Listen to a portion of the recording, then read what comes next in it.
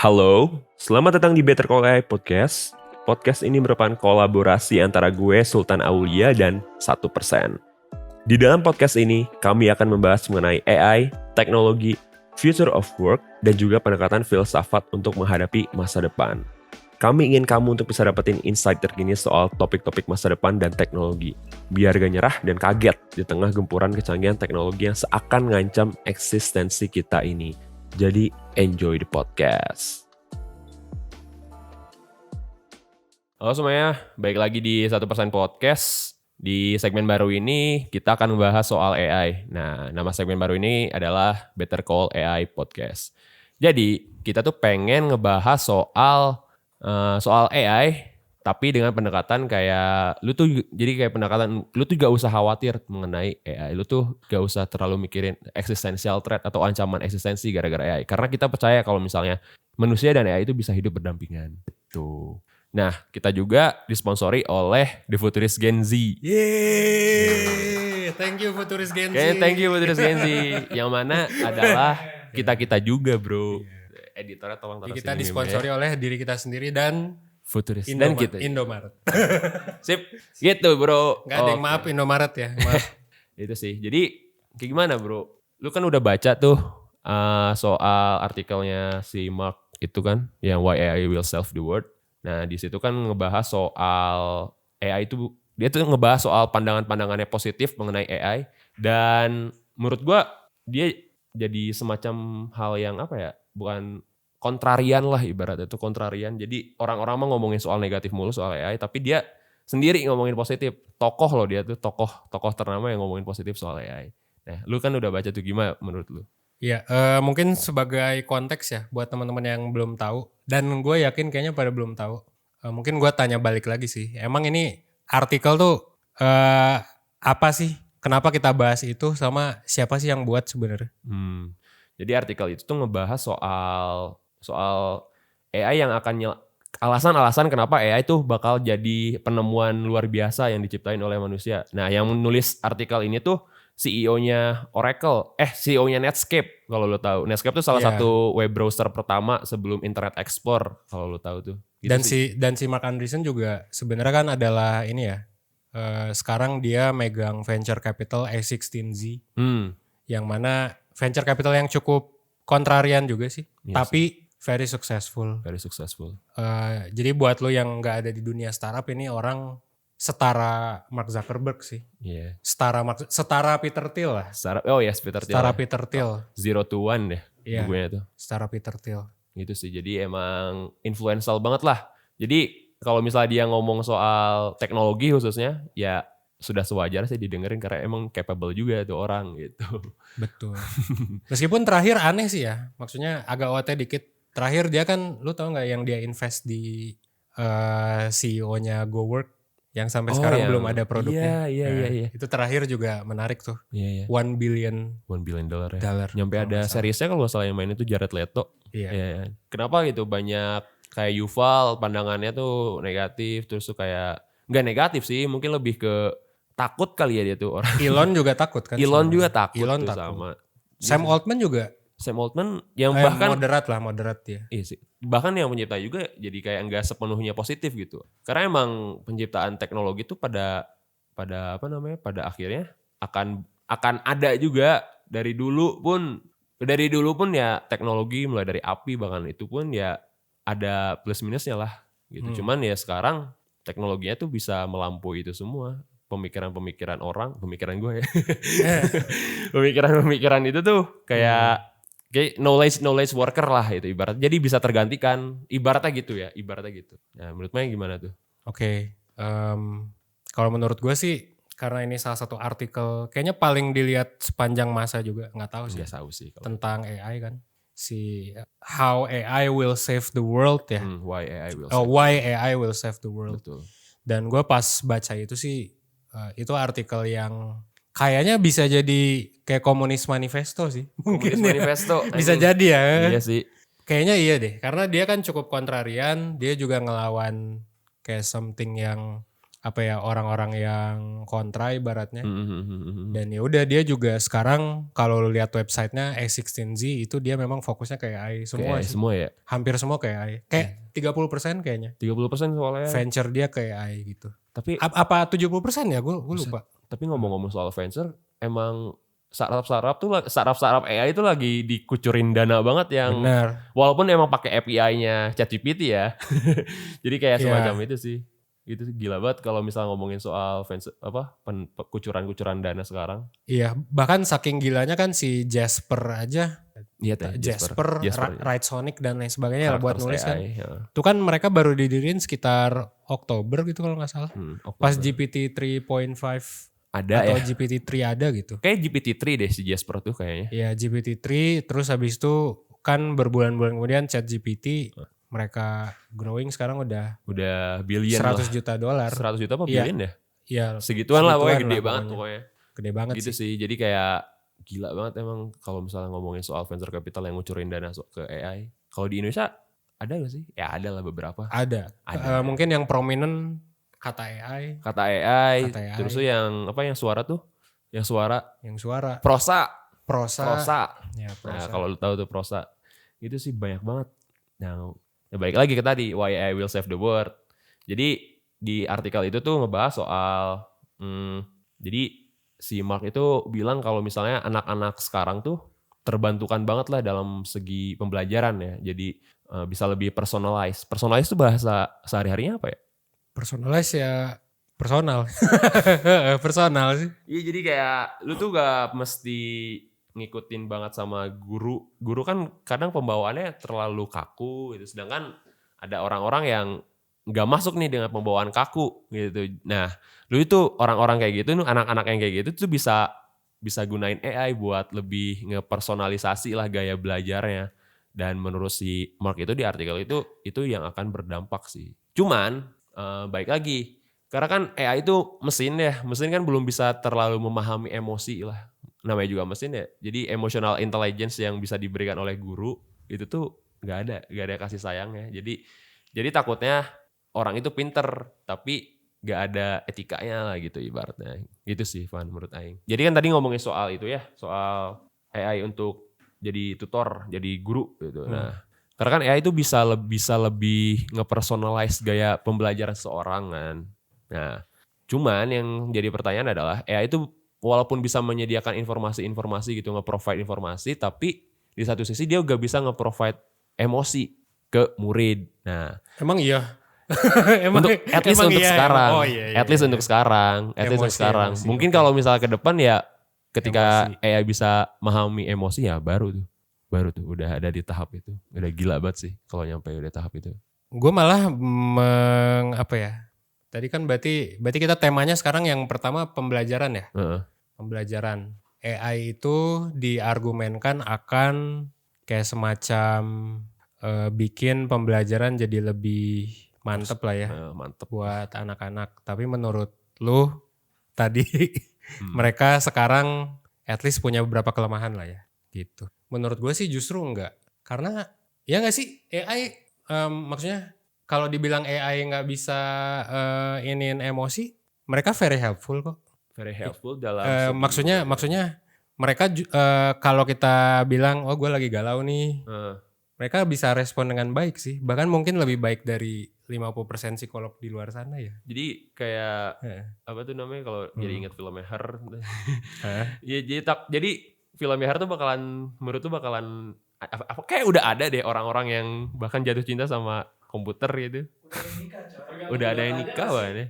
Emosi itu tergantung datanya nggak sih? Kalau misalkan si mesin AI-nya dikasih data soal emosi atau bisa mengambil semacam scraping data dalam tubuh kita, sebenarnya bisa aja punya emosi.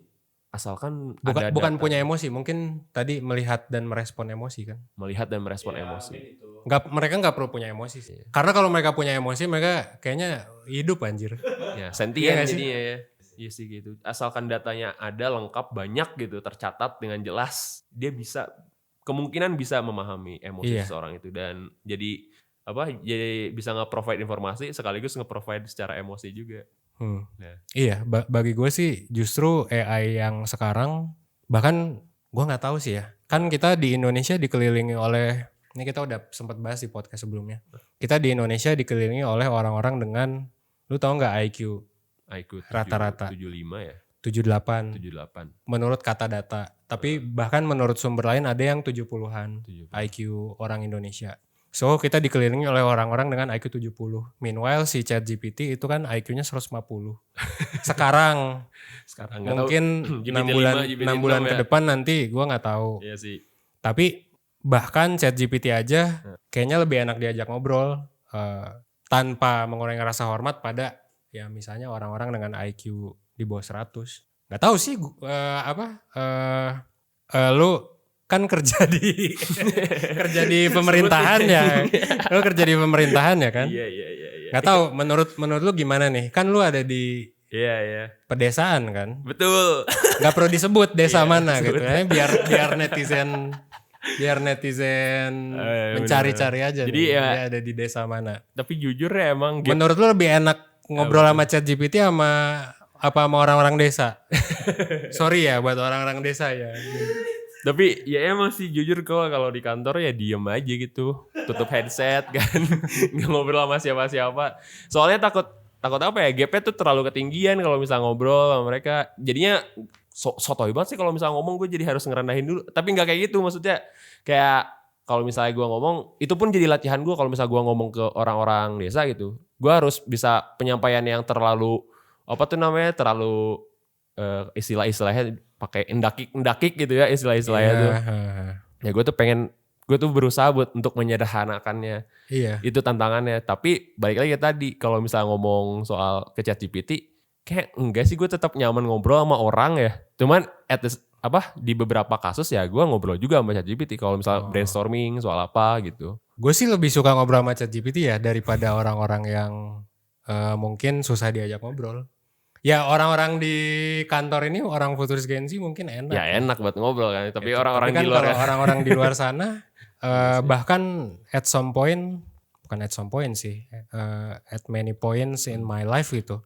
Anggap aja, lu tahu ChatGPT enggak? Enggak. Banyak kok yang enggak tahu. Banyak. Terus habis itu anggap aja gue ngomong beberapa istilah. Ini juga banyak nih komennya di 1%. Gue ngomong istilah paycheck to paycheck. Orang nggak ngerti.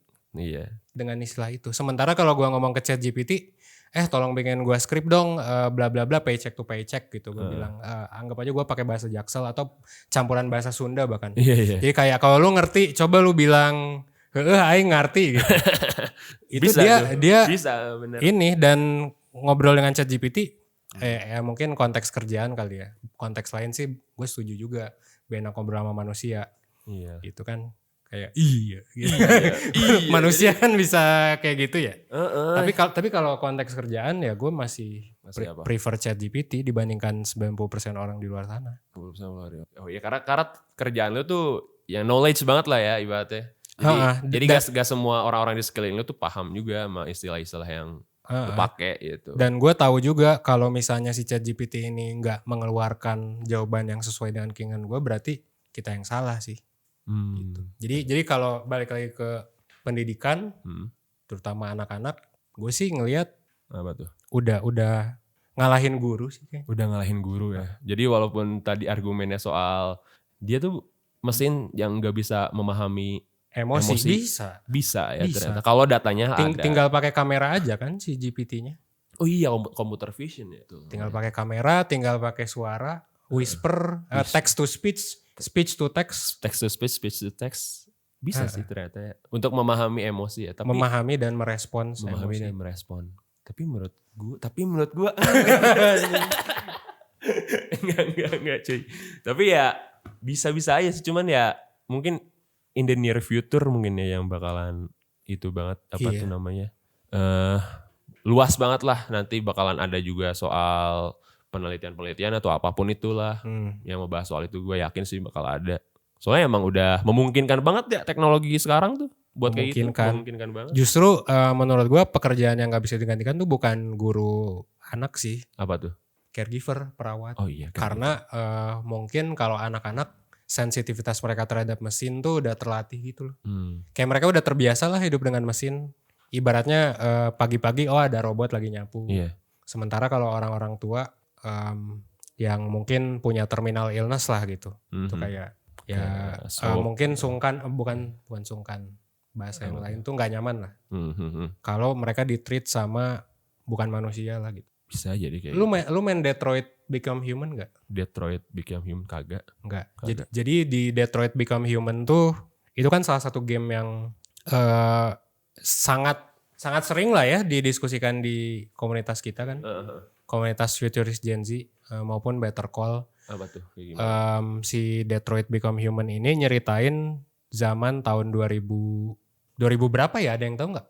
77 bukan sih? 2077 ya. Yang Keanu Reeves. Oh itu mah Cyberpunk cuy. Iya. Beda ya? Iya. Beda bro. Enggak, tapi sekitar tahun segituan juga kayaknya. 2100-an. Oh 2100 ya? Iya, tapi di 2100 itu ya AI memang udah terintegrasi, udah mirip banget bentuknya sama manusia. Terus kayak even detective terbaik aja itu kan kita kalau main game itu kita berperan as detective polisi di game itu. Tapi memang orang-orang, terutama orang-orang yang tua atau nggak open ke teknologi kayak akan marah sih, kayak anjir kok lu ngirimin AI buat neliti kasus misalnya bapak gua yang meninggal atau neliti kasus. Jadi adalah 1% kasus di mana AI itu ngamuk akhirnya membunuh si kliennya atau majikannya lah. Itu mulai banyak dan akhirnya mereka gone crazy lah.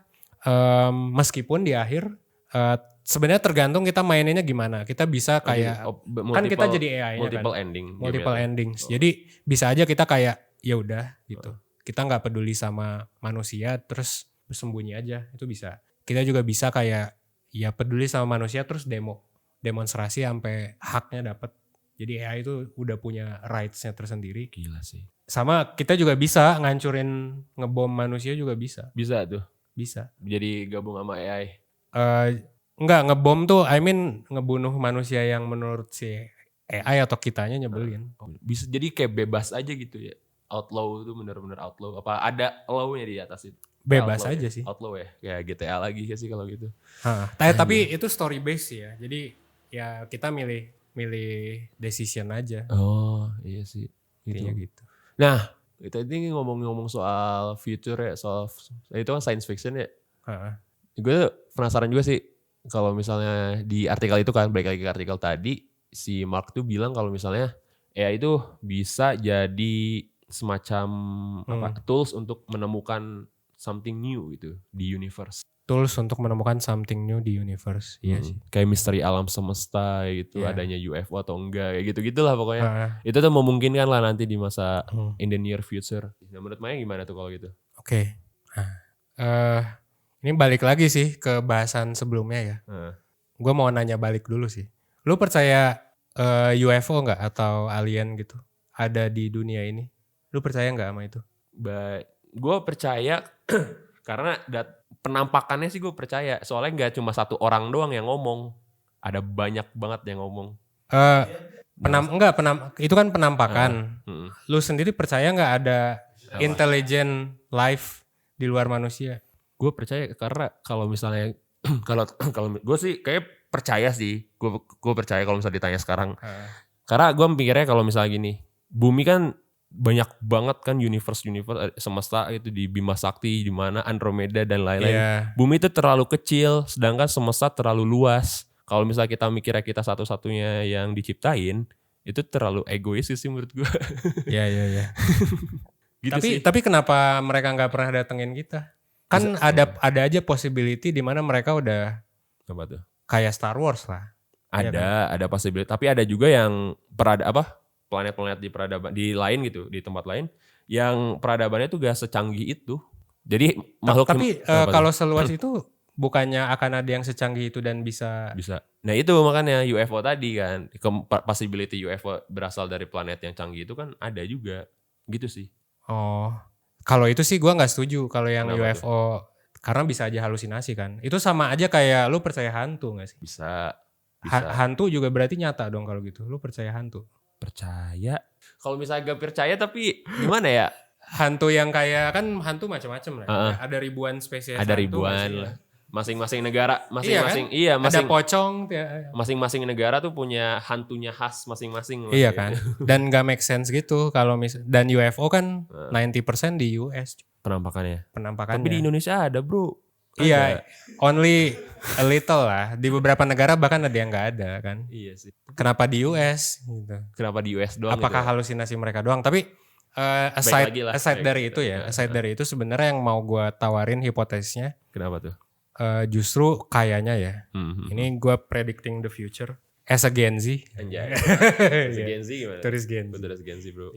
Gue predicting the future tuh gini. Kenapa sih? Gue juga percaya cuy. Ada ET, alien dan lain sebagainya. Tapi if I'm trying to predict the future, kenapa mereka nggak ada yang kesini? Nah itu akhirnya gue mikir, entah pertama kan untuk hidup butuh energi cuy. Iya. Ya kan. Jadi mereka ya banyak peradaban di luar sana kehabisan energi dan ya udah musnah aja gitu. Ya, atau kedua musnah karena ketololan aja. Kayak misalnya mereka akhirnya saling perang nuklir dan lain sebagainya gitu. Iya. Ada dua possibility itu. Nah, possibility ketiga adalah kita jadi Star Wars, ya kan? Yang mana itu gue nggak setuju sebenarnya. Kenapa tuh? Nanti gue jelasin dulu possibility keempat. Yoi. Possibility keempat, manusia tuh kan makin canggih. Yeah. Makin peduli sama sesama, bahkan hewan. Iya. Ya samalah kelihatan kayak gerakan SJW woke sekarang kan. Makin SJW berarti ya? Gua ngerasa gitu. Iya sih. Karena semakin lu kaya, semakin lu peduli sama orang sebenarnya. Iya. Ya adalah ya teori yang atau hipotesis yang seperti itulah ya. Jadi kayak semakin lu kaya, semakin lu santuy sih. Semakin lu santuy, semakin lu kayak, gua nggak mau makan sapi. Karena perutnya dan itu udah penuh semua kebutuhannya gitu. Jadi iya, dia lebih bisa memikirkan yang lain. Jadi kayak mendingan gua makan artificial meat lah ya. Artificial meat itu. Dan lain sebagainya. Nah, gua berhipotesis kenapa sih alien belum pernah ke bumi? Ya, gitu. Karena peradaban lain juga seperti itu. Maksudnya? Peradaban lain mencari entropi. Lu nonton entropi nggak? Kagak. Apa tuh? Entropi tuh jadi kan untuk hidup hidup aja kita kan butuh energi. Kayak climate change tuh menurut gua udah inevitable sih karena betul, manusia udah nggak mungkin bisa ya sebacot-bacotnya lu, even lu SJW nggak mungkin lu di Arab gak pakai AC kan? Iya. Jadi ada hal-hal yang jadi itu loh nggak yang bisa ngeituin prinsip kita. Iya, emang termodinamika aja. Kayak lu butuh hidup. Nah, lu butuh hidup. Lu butuh energi. Tapi menurut gua enggak.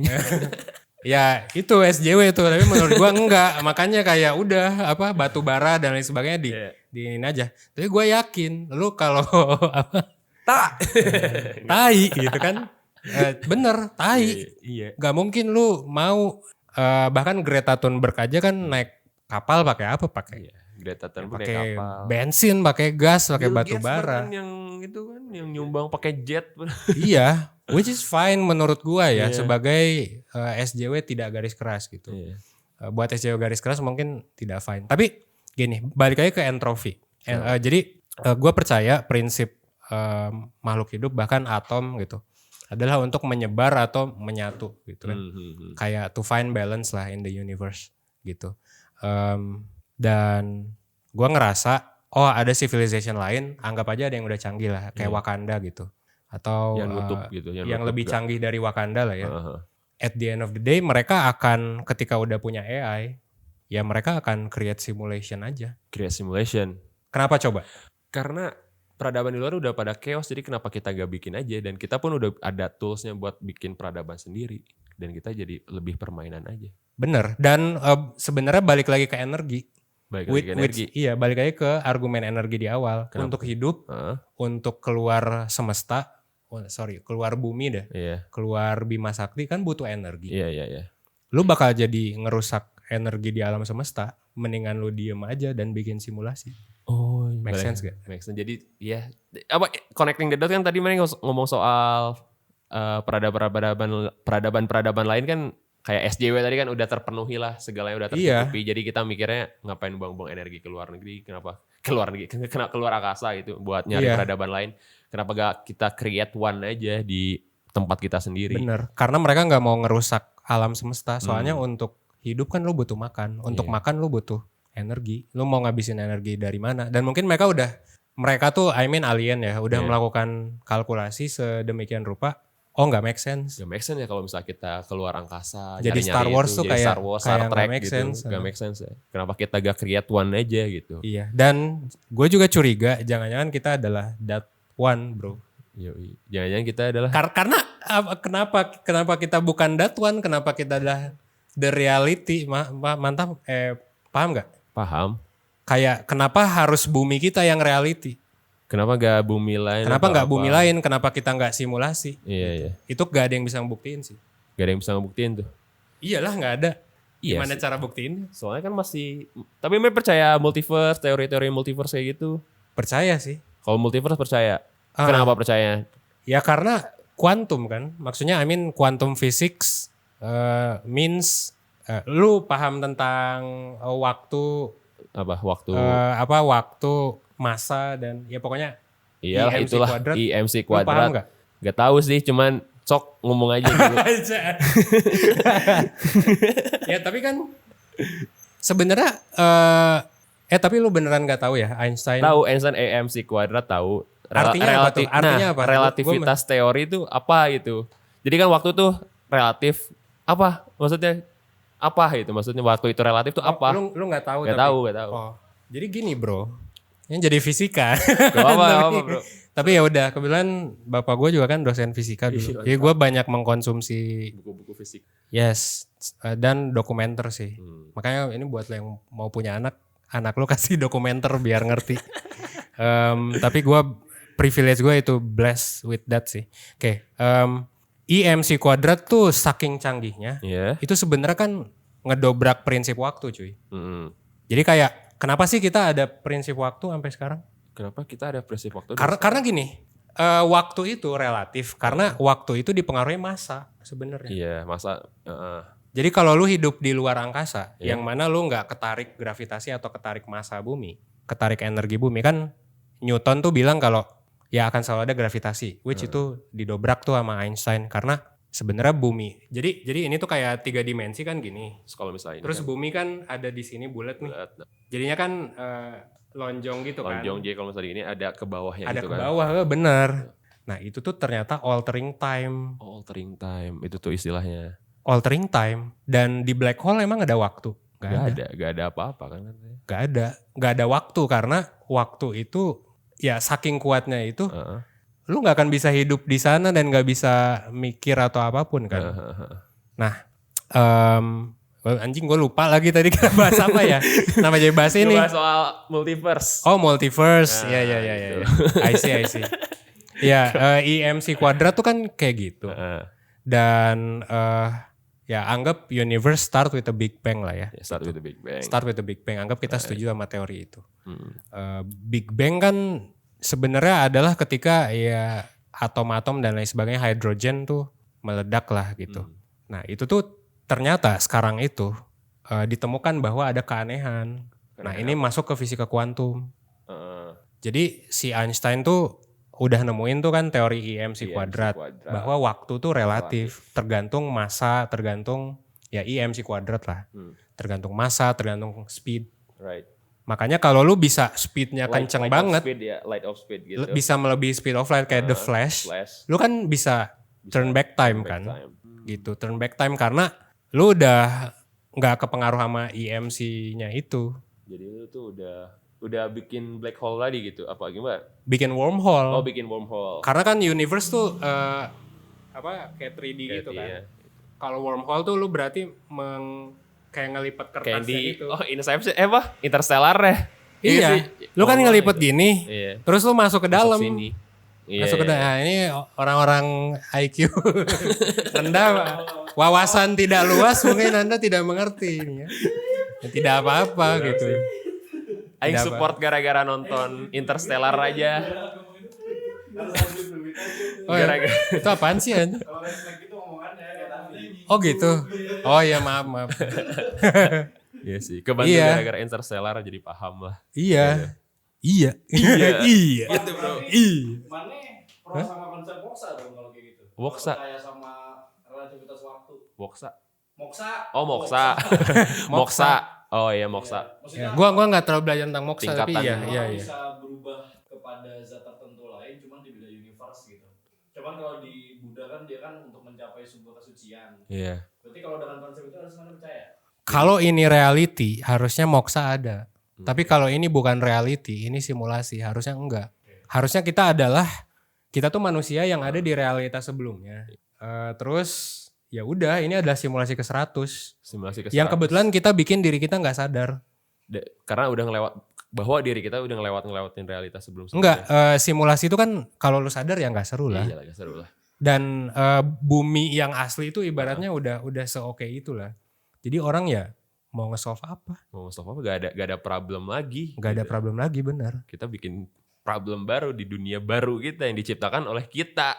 Iya, karena kita bosen. Karena bosen. Sesimpel itu. Pengen ada tontonan gitu kan. Bener, dengan kita hidup kembali. Dan percaya nggak ketika AI nanti udah mantep, harusnya kita akan start ke sana sih kayaknya. Oh jadi AI sekarang tuh masih beginning banget level? Menurut gua kalau permulaan banget gitu. Enggak, bahkan menurut gua enggak. Ya, menurut gua enggak. Tai. Tapi kan AI sekarang udah bisa bikin game, cuy. Iya, teks. Iya kan? Iya. Di Unity, di Banyak Unreal lah, Engine Unreal dan lain Engine. sebagainya. Menariknya adalah kalau kita udah hidup di simulasi, terus kita ada di waktu yang tepat, anggap tahun 2000 kan sekarang. Kita akan bikin simulasi lagi yang itu kayak konyol gitu sih, tapi nangkep nggak? Jadi kita arahnya kemana nanti? Ya kita akan bikin simulasi anyway. Dan kita udah nggak sadar juga bahwa kita ada di multiple simulation. Gila sih bro. Karena realita udah bisa dibikin sama AI itu sendiri, jadi kayak mungkin nggak akan ada glitch. Ya kalau ada glitch. Ada tuh glitch. Gue nonton video yang ada burung yang tiba-tiba gak berdiam gitu kan. Itu tuh bisa ada yang bilang itu tuh glitchnya universe lah. Glitchnya simulasi. Iya, glitchnya simulasi. Anjir. Tapi kayaknya nggak akan sebodoh itu sih menurut gue. Kayaknya ya. Apa yang nyiptain ini? Kayaknya sih glitchnya mungkin sesuatu yang aneh aja. Ya mungkin kayak everything everywhere all at once. Itu kan glitchnya kayak aneh gitu. Iya sih. Bisa. Harusnya sesuatu yang nggak bisa kita comprehend sih. Kalau everything everywhere tuh kan lu misal pipis sambil apa gitu, tiba-tiba lu ke multiverse apa gitu. Itu kan bisa kita comprehend. Ini mungkin kalau ini simulasi dan ada glitch, which probably is, kayaknya nggak bakal sesuatu yang bisa kita ngerti. Sesuatu yang ngerti dan nggak paham kalau itu tuh glitch gitu ya. Iya. Ya might be the UFO, tapi kayak menurut gua kayaknya UFO mah masalah sama kayak hantu bro. Masalah halu-haluan lah ya. Iya, masa otak kita aja nipu diri kita gitu. Bener. Oke. Baik lagi ke pembahasan. Itu, jadi multiverse ada. Karena quantum physics. Oh tadi quantum physics tuh keanehannya adalah ternyata atom tuh bisa, atau proton gitu gue lupa, ada bisa di dua tempat dalam waktu yang sama. Which means perhitungan fisika kita berarti selama ini salah dong kalau quantum bener kan. Emang perhitungan fisika kita selama ini kayak gimana? Ya atom tuh ya udah di satu tempat, gak bisa di dua tempat bersamaan. Jadi gak bisa beranak pinak dalam satu bersamaan. Nah ternyata ditemukan dalam beberapa eksperimen bahwa atom tuh bisa ada di 2, 3. Dipecah lagi. Jadi kayak probabilitas cu. Nah kalau ada probabilitas gitu, kalau atom ada probabilitas, berarti ada probability universe juga. Probability. Karena kan bumi, universe kan terdiri dari atom-atom. Iya, itu kan yang dicari sama Hawking tuh. Oh iya sih. That's why dia nyari-nyari terus soal black hole. Sampai akhirnya dia nemuin kalau black hole ternyata ada. Kan dulu tuh orang bingung ya, black hole tuh ada dia emit radiation gak gitu? Emit radiation. Ya sebenarnya ribet banget sih ini. Tapi intinya kalau black hole itu narik semua benda, berarti kan dia nggak bisa dilihat dong. Nah, tapi dari foto yang lu ingat nggak tahun 2000 itu? Baru kalau itu 2019. Ternyata radiasinya ada dan itu perhitungan si Hawking dari berapa tahun sebelumnya, anjing emang. Bener gitu ya. Bener. Tepat. Dan berarti itu kuantum tuh. Orang dari sana mulai, wah anjir. Ada nih. Jangan-jangan fisika kuantum tuh beneran real. Yang mana makanya sekarang juga udah IBM dan lain-lain kan udah bikin kesana ya. Quantum computing. Iya, gila sih itu. Lebih canggih kayak setelah AI, pembahasan teknologi nanti bakal ngomongin soal computing sih. Ntar deh, gue pengen nanggepin deh. Apa tuh? Tadi seingat gue tuh black hole tuh emang beneran gak kelihatan, tapi itu partikel di sekitar dia yang ngebentuk. Ya benar-benar. Kan buletannya. itu black hole must emit radiation bro. Karena black hole kan nyerap matahari, Cahaya, nyerap kan, semua, semuanya. nyerap cahaya. Akhirnya keluar tuh. Nah itu namanya Hawking radiation bro. Oh jadi Dibahas di FGC. pernah ya? Pernah dibahas dulu. Enggak di konten gue. Oh di konten. Iya, itu Hawking radiation. Hawking radiation. Nobar Interstellar dulu gitu. Bener, emang harus Mestinya nobar harus itu. nobar dulu sih. Karena kalau enggak, Ayo juga karena connect tadi kan waktu si Evan jelasin wormhole itu ibaratnya kayak kertas dilipat, nah gitu tuh dicolokin di tengahnya. Iya. Itu wormhole. Kan Kayak gitu. itu space time artinya bisa lo hack gitu loh, dengan lo melebihi kecepatan cahaya. Nah balik lagi ke tadi konsep apa walks. Moksa. Bukan nih. Kebanyakan walk nih. Iya. Konsep moksa tadi kan. Moksa. Konsep moksa tadi kan jadi energi kan gak bisa diciptakan, gak bisa di. Itu mah termodinamika. Oh beda lagi. Tapi gini. Kalau moksa mah reinkarnasi nggak sih? Maksud Aing itu kan energi yang udah ada itu kan gak bisa hilang dan dengan konsep moksa tadi tuh tapi malah berpindah ke yang lain gitu. Iya. Oh iya. Gitu, paham kan? Benar. Jadi kayak moksa tadi tuh ke misal tadi ke hewan atau ke apa. Kayak mengalihkan consciousness lu kan? Iya. Beneran kan. Moksa tuh tahap akhir kalau dia udah suci. Iya tahap Moksa tuh akhir, udah kagak reinkarnasi. Kayak itu Karena dia udah sih. kayak ini, lu nonton Star Wars nggak? Apa tuh yang Kayak si Obi-Wan yang mati terus hilang aja. Oh Dia iya. menyatu dengan alam. Itu tuh moksa ya. Ya Itu moksa dari versi Jedi bro. Versi Jedi. Nah versi yang itu ya tadi gitu yang nggak usah ada reinkarnasi ya udah langsung puff aja hilang, nggak ada apa-apa. Iya, itu ketika lu udah mencapai kayak ya kedamaian dan lain sebagainya. Karena kan kalau menurut Buddha hidup tuh penderitaan cuy. Yo, life is suffering ya. Kok jadi kesana ya bahasa ya? Iya. Iya ngalor ngidul bro. Pak kesimpulannya apa? Kesimpulan podcast ini menurut gua sih kita balik lagi kita pertama banget ngomongin soal AI dan gimana ya itu bisa berdampak ke pendidikan anak dan personalized pembelajaran itu memungkinkan banget dan bahkan AI pun bisa berpotensi untuk memahami emosi anak itu. Jadi sudah malah kayaknya. Sudah ya? Kayaknya sudah, nggak tahu dah. Berpotensi lah amannya. Jadi 100% mungkin berpotensi. 100% berpotensi bisa memahami anak kecil gitu sih. Nah, tapi di pertengahan obrolan itu dari yang awalnya soal pendidikan gitu, kita membahas soal kayak konsep multiverse, kayak konsep apa tuh namanya simulasi bahkan kalau misalnya lu main The Sims mungkin gambaran simulasi tuh kayak gitu. Jadi ada orang yang menggerakkan kita, ada player di luar sana yang menggerakkan kita, yang mempekerjakan kita atau apapun itu. Nah konsep simulasi tuh kayak gitu. Nah tadi dibahas banget detail sama Evan sih dengan teori-teori fisikanya yang E = MC². Yoi. Gila sih itu. Mind blowing atau gue bahkan baru tahu